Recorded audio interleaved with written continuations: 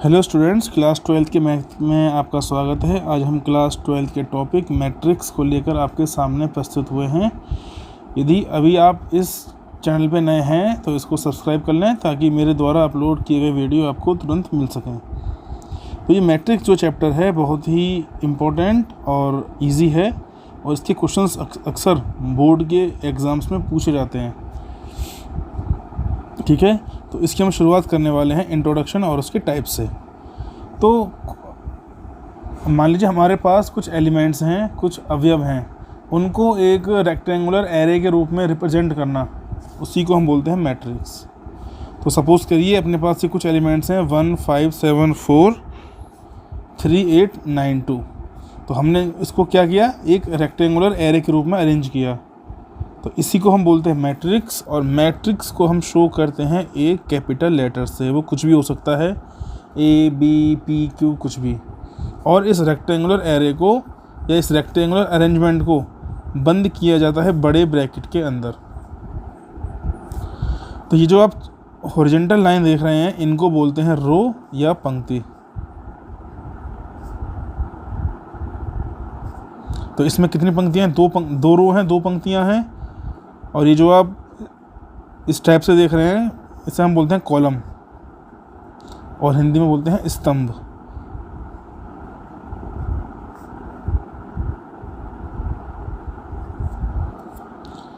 तो जो मैट्रिक्स बनती है वो कॉलम और रो से मिलकर बनती है। अब देखिए इसमें कितनी पंक्ति और कितने कॉलम हैं? दो पंक्ति हैं और 4 कॉलम हैं। तो इसका जो ऑर्डर हो गया वो हो गया 2/4। तो पहला जो डिजिट शो करता है ये शो करता है रो को, और मल्टीप्लाई का निशान के बाद जो आपकी डिजिट आती है वो शो करती है कॉलम को। तो इसे बोलते हैं 2/4 की मैट्रिक्स। एक एग्जांपल और लेके चलते हैं। हमने कोई दूसरी मैट्रिक्स ली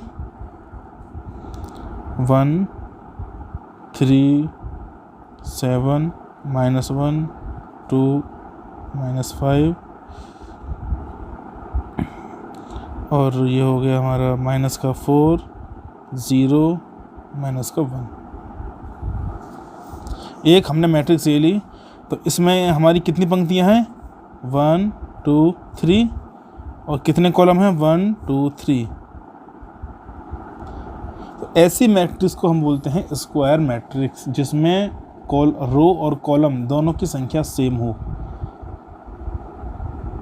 ठीक है, चलिए। और मैट्रिक्स के अंदर मतलब बड़े ब्रैकेट के अंदर जो हमने एलिमेंट्स लिखे हैं, ये जो हमने अंदर एंट्री की है उनको बोलते हैं एलिमेंट्स ऑफ मैट्रिक्स, मतलब अवयव के अवयव।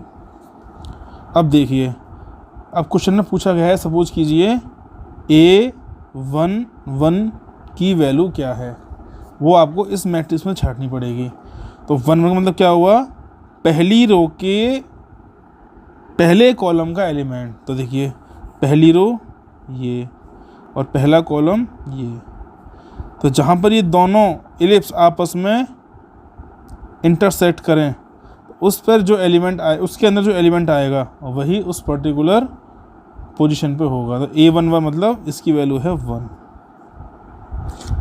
तो A11 मतलब पहला 1 जो होगा वो शो करेगा आपका रो, और दूसरा रो जो दूसरी डिजिट है वो शो करेगी कॉलम, जैसा हमने यहाँ पे देखा था। अब फिर एक एग्जांपल और देखते हैं। हमने लिखा A32, तीसरी रो का, ये तीसरी रो के सेकंड कॉलम का एलिमेंट। तो तीसरी रो हमारी ये वाली और सेकंड कॉलम हमारा ये वाला। तो जब इलिप्स आपस में इंटरसेक्ट हो रहे हैं तो उनके बीच में आ रहा है 0। तो A32 हो गया 0।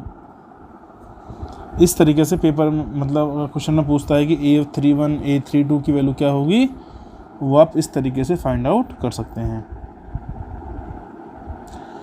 अच्छा, एक बात और हो सकती है कि आपको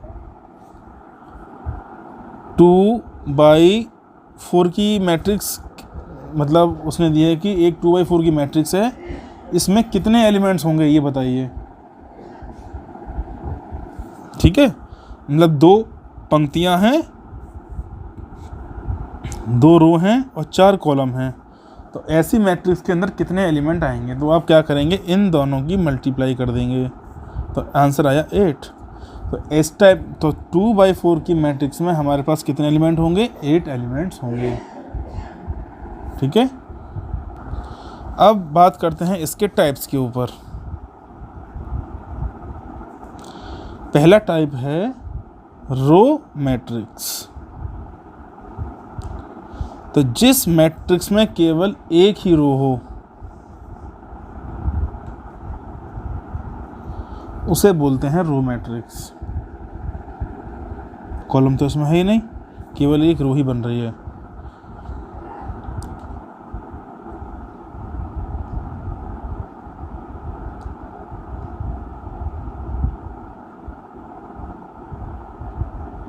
तो इसका ऑर्डर क्या होगा? 1/4। अब एक आध मैट्रिक्स और ले लेते हैं। सॉरी, मैं गलत बोल गया, कॉलम तो बन रहे हैं ये, वो बात अलग है कि ये कॉलम ही तो हैं। ठीक है, ये 1/4 की मैट्रिक्स है, एक रो है और 4 कॉलम हैं। हमने लिखा -4 -5, तो ये कितनी की होगी? 1/2 की मैट्रिक्स हो गई। एक पंक्ति, एक रो है और 2 कॉलम हैं। सेकंड टाइप है हमारा कॉलम मैट्रिक्स।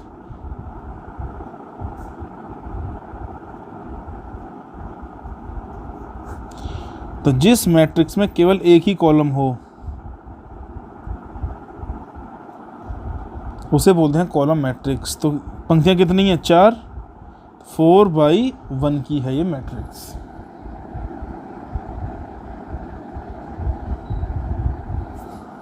उम्मीद करता हूं कि आपको समझ में आ रहा होगा। थर्ड टाइप है ज़ीरो, हिंदी में बोलते हैं इसको पंक्ति आव्यूह, स्तंभ आव्यूह। ठीक है, ज़ीरो और नल, इसके 2 नाम हैं, ज़ीरो और नल, शून्य आव्यूह बोलते हैं इसको। तो जिस मैट्रिक्स के सारे एलिमेंट 0 हों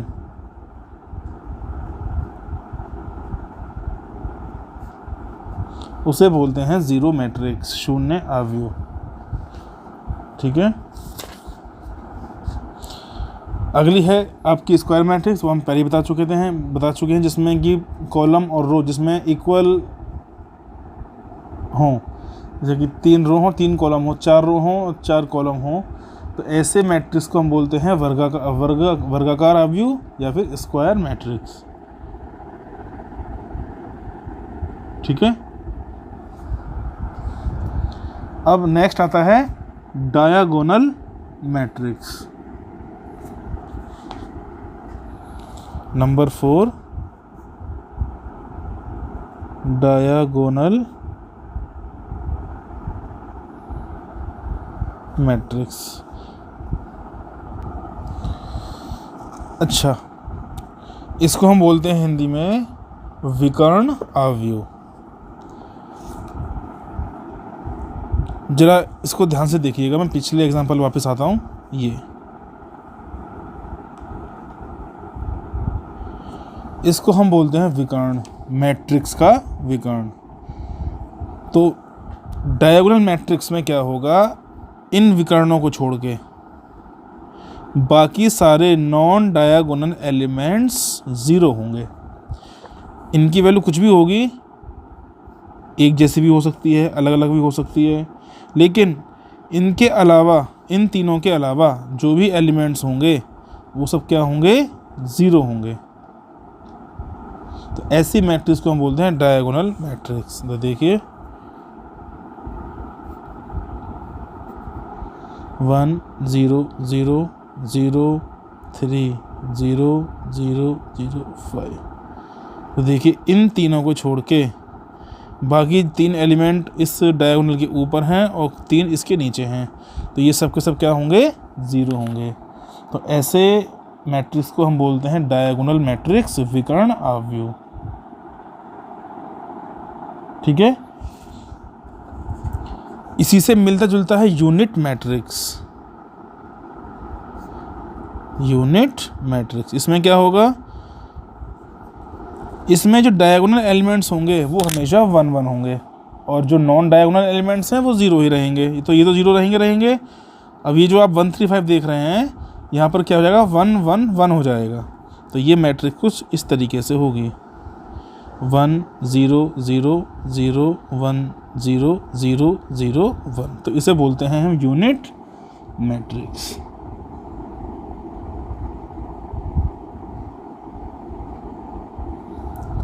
ठीक है।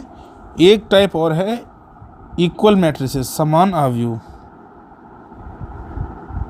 इसे बोल सकते हैं एक एक ही मैट्रिक्स, एक एक ही आव्यूह। ठीक है, इक्वल मैट्रिक्स। दो मैट्रिक्स इक्वल जब कहलाएंगी जब उनका ऑर्डर सेम हो। फॉर एग्जांपल अगर दोनों मैट्रिक्स 2/3 की हैं तो वो हम बोलेंगे इक्वल मैट्रिक्स। जैसे कि हम एग्जांपल लेते हैं,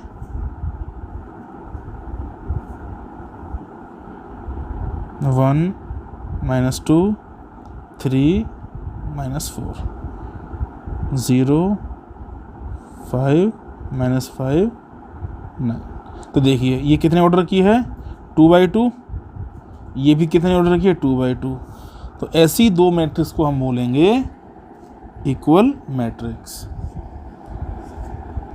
ठीक है, तो ये हमने कुछ मैट्रिक्स के टाइप पढ़े। तो उम्मीद करता हूँ कि आपको लेक्चर समझ में आया होगा। नेक्स्ट लेक्चर में आपसे फिर मुलाकात होगी। Till then good bye.